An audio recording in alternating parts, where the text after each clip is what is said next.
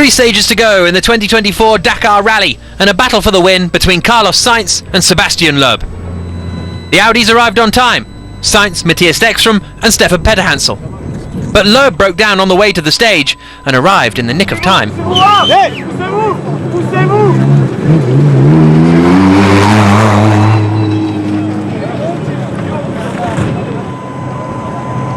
Loeb is used to racing against the clock. Maybe not when it comes to getting dressed.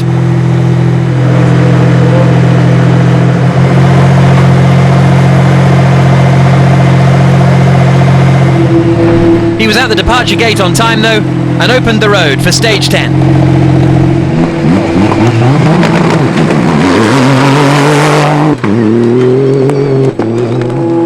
Sainz was second on the road, with a 20-minute lead over Loeb on what would be a challenging day for the two frontrunners.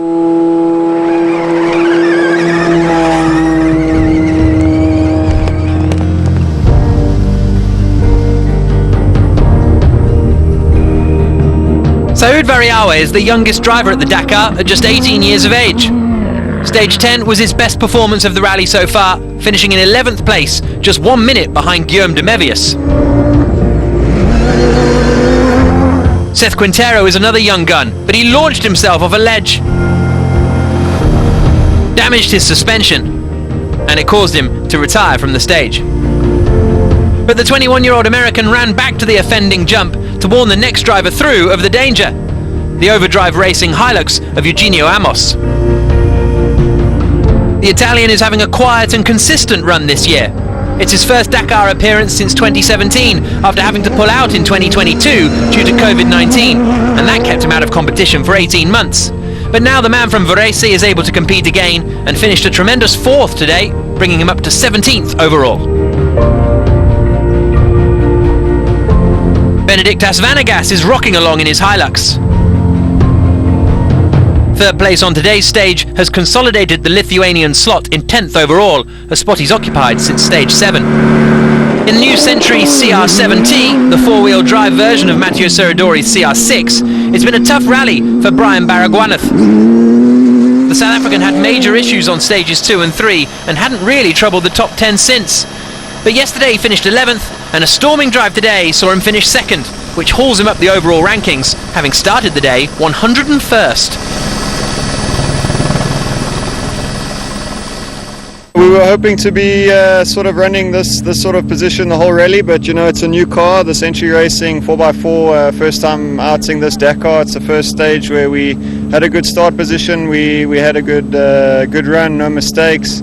The navigation, Leonard was really good, so yeah, we're glad to finally be making the steps forward and getting the car really fast.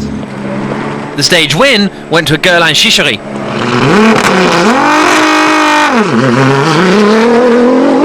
It's a huge result for the Frenchman, who is in an intense battle for 4th overall. He was helped by Guillaume de Mévius getting a 15-minute time penalty yesterday for missing a waypoint, but he's now ahead of Serradori and just 20 minutes adrift of Guillaume de Mévius in 4th overall. De Mévius himself finished 10th today.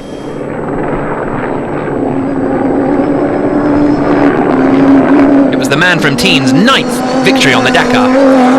It's always nice to have a stage victory. I've been chasing one for quite some time, so it's good, and it enables me to gain 2 positions in the overall standings. Now we're 5th, we're exactly where we want to be. There's maybe 1 more extra position we could gain, that's 4th, but if everything's normal we won't be able to get to 3rd, so we will fight.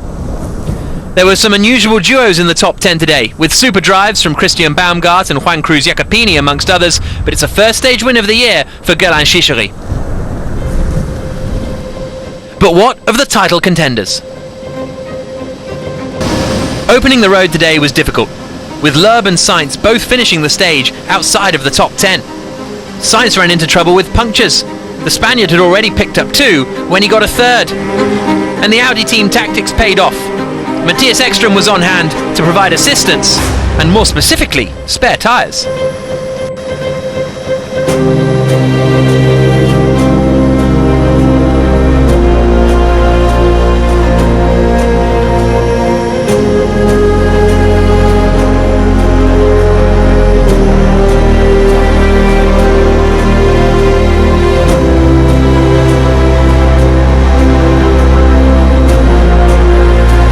Stefan Petterhansel then arrived.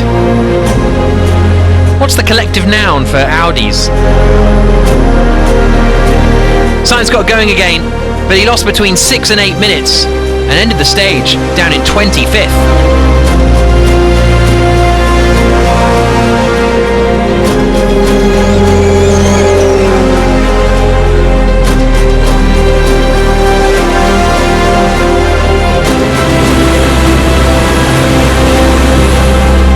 But things weren't much easier for Sébastien Loeb, as he too struggled with punctures.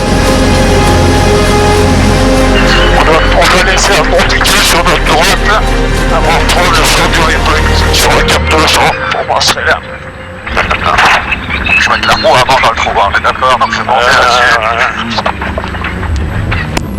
Loeb was late to the stage because the hydraulic jack on his Pro Drive had broken, so he didn't have one on the left-hand side of the car. As a result, he had to position the car over some rocks to lift the left side up, allowing them to change the tyre.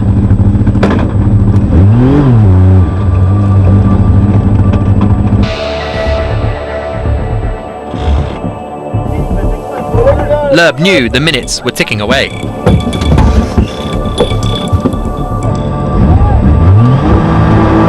Some manual labour done, he was back on his way.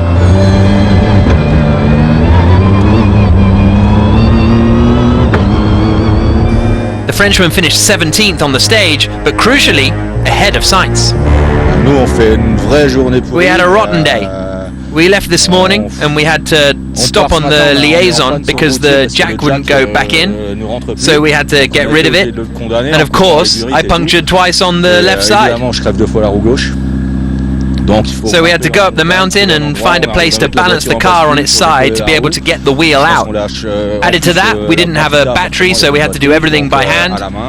We lost 15 minutes for nonsense, things that normally never happen.